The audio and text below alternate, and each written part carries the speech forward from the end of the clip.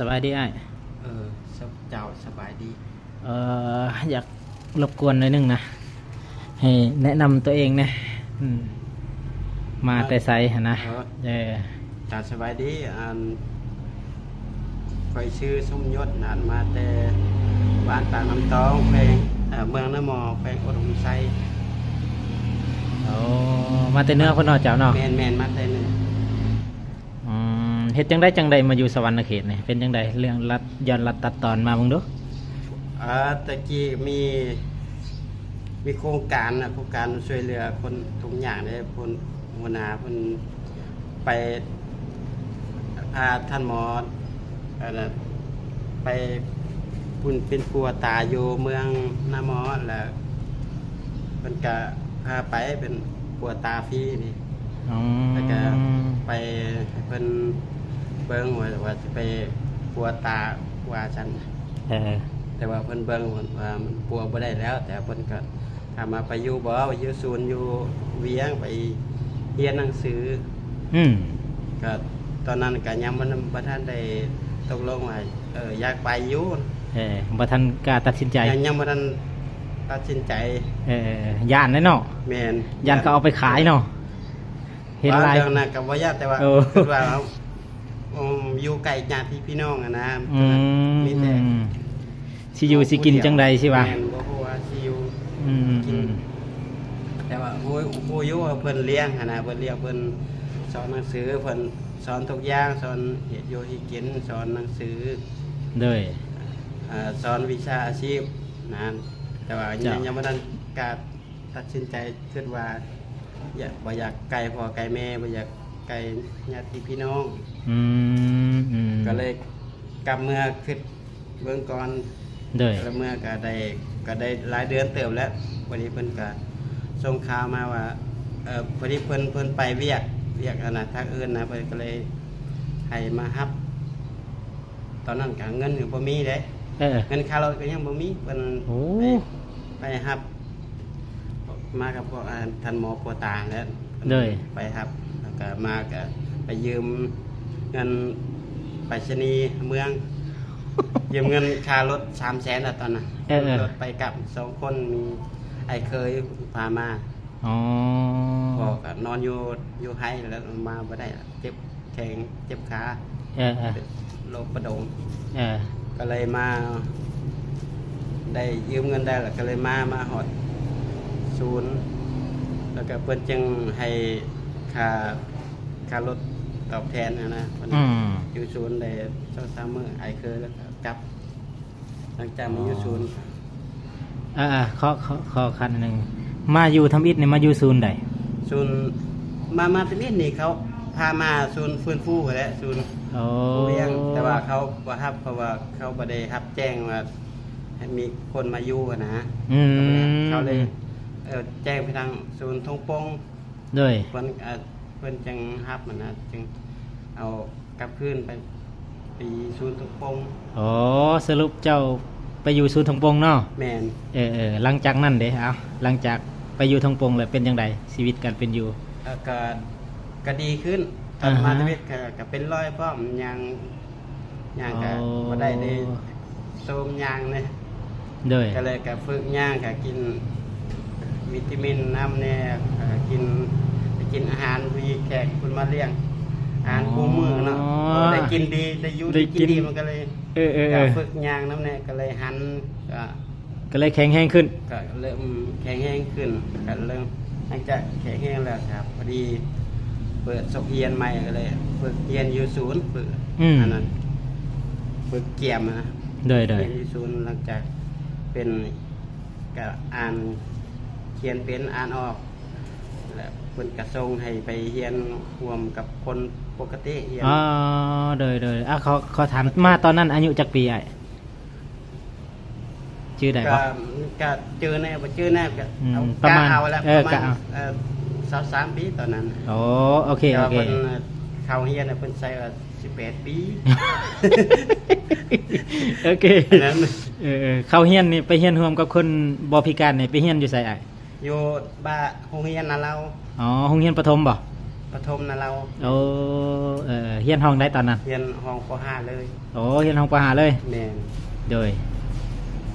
โอ้มาเฮียนอยู่ศูนย์นี่จักปีก่อนจังไปเฮียนอยู่ประถมนะเรา เรียนอยู่ศูนย์เนี่ยบ่ฮอดปีประมาณ อ๋อ 7-8 เดือนน่ะ โดยก็เลยว่าส่งไป แม่น อือฮึอ๋อหลังจากเฮียนจบประถมบ่หรือมัธยมเนี่ย จบประถมแล้วก็ขึ้นมัธยม อ๋อจบประถม ในฮอนม.2 ฮะมัธยมใส่ มัธยมสีไข่ โอ้มต้นสีไข่นี่เนาะ แม่น โอ้เฮียนฮอดมสอง แม่น หลังจากนั้นก็เลยตัดสินใจเอาเมีย ตัดสินใจบ่พร้าว โอ้ยังพัฒนา ตัดสิ เมี น ย ใจออกมาเฮียนนวด เจ้ามาเฮียนนวดก่อน แม่น โดยในระยะปีได้เฮียนนวดนี่เริ่มเฮียนนวด เริ่มเฮียนนวดเลยแต่ว่าเริ่มเฮียนตะบิดแต่พอนี่ก็เริ่มแต่2008แล้วตัว ว้าทู เพราะว่าเฮียนนำหมู่น อืม ำเป็นก่อนอยู่ในศูนย์ อ๋อปี2008โอ้คอยเฮียนอยู่มสองคอยตอนนั้น และเฮียนนำผู้สมจิตแน่ เอ เฮียนนำหมู่ เลยช่วงนั้นเพลงหวานได้ของสักวงเซลดังๆได้ยำนั้นนะโอเค หลังจากนั้นย้อนรัดตัดตอนเป็นหมอนวดบัดนี้ระยะเป็นหมอนวด แต่พุ่นฮอดพี่นี่จักปีแล้วเนี่ยชื่อฮอดซาวแล้วได้เนาะ เป็นหมอนวดเต็มตัวเนี่ยแต่2010จนฮอด2026นี่16 ปี 16 ปีพี่น้อง แม่น ประสบการณ์บ่ธรรมดาแล้วเฮ็ดจังใดบัดนี้จังคือได้มาอยู่สวรรค์เขตบัดนี้ย้อนหยังนี่ ย้อนว่าชีวิตนี้ตะกี้นะมีสวรรค์มันมียังมีโครงการได้เพิ่นให้อาจารย์เพิ่นมาสอนนวด อ๋อ อาจารย์เพิ่นมาแต่เวียงมาสอนนวดอยู่สวรรค์ เด้ออาจารย์สีไผ่เนาะ แม่นอาจารย์สิไผ เด้อ การนั่งลินนั่งว่าจะนั่งร่วมกันในสภากาแฟแล้วนั่งลินกับอาจารย์สิไผก็เว้านํเพิ่นก็เว้าต่างว่าหยอกนะ ก็ถ้าว่าโอ้ทางสวรรค์บ่มีบ่ผู้สาวเพิ่นก็โอ้มีผู้สาวสาวกันหลายคนอยู่มี 2-3 คนมักผู้ใดอาจารย์ติดต่อให้แล้วเนาะ เพิ่นก็เพิ่นว่าถามมามักบ่ได้ก็มีรายชื่อมีนางนั้นนางนี้ก็เลยผู้ใดก็ผู้เลยก็ก็เอาผู้นั้นก็เอาผู้นึงเด้อเอาผู้ละคนก็เอาผู้นึงอันนี้หลังจากนั้นเพิ่นก็ติดต่อให้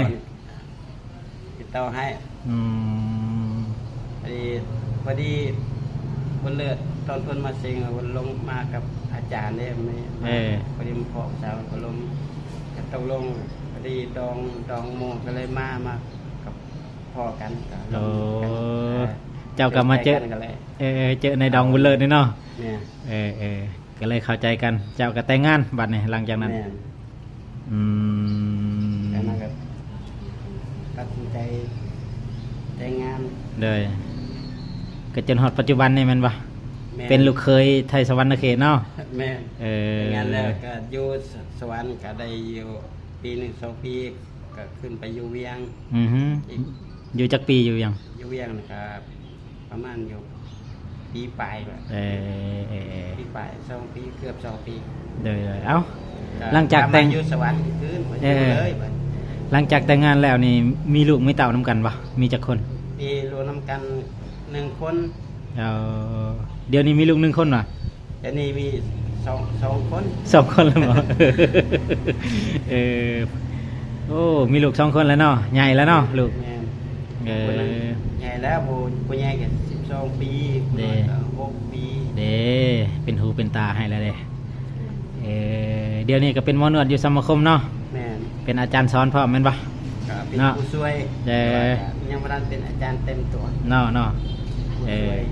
เป็นผู้ช่วยสอนนักเรียนคนพิการตาอยู่นี่แหละสอนนวดเด้อพี่น้องผู้ใดมีลูกมีหลานเป็นคนพิการอยากเรียนได้โดยนี่แหละสำคัญก็คือ ให้สุขภาพแข็งแรงมีสุขภาพจิตสมบูรณ์ นี่ ความจือจำดีนะ โดย สุขภาพร่างกายแข็งแรง โดยเนาะมันจังถึงเนาะ จึงเฮียนจึงจือจำไว้ แม่น แล้วนวดแก้กันจึงมีแห้ง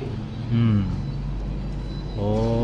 ชีวิตการเป็นอยู่ของเจ้าเนี่ยบ่ธรรมดาเนาะผ่านผ่ามาเนาะสู่ซนมาเพื่อสิฮอดทุกมือนี่ ลมลุกคุกคานมัน โอ้ลมนี่เป็นอะไรตกคุ้มตกตะคอง คล้องนั่นเลย เนาะพี่น้อง แล้วก็ตามรถในยาง เออ ทางตามรถคู่มือกันย่าง เศร้าห้องอยู่แม่นบ่ แม่น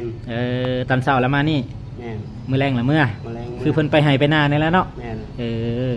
เอาสู้ๆได้เด้อ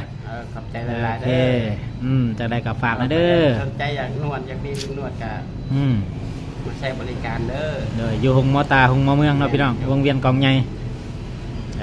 หมอสมยศเนี่ยผู้ใดจำหนาจือหนาเพิ่นได้ก็มาใส่บริการกับเพิ่นได้เด้อหรือว่าหมอผู้อื่นๆเนาะขอบใจอ้ายอยู่ดีไม่แห้ง หลายๆบอกเป็นยางขอบใจหลายๆ ก็ติดชีวิตคนพิการ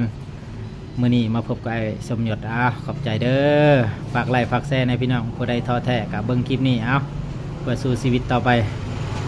วันส่วน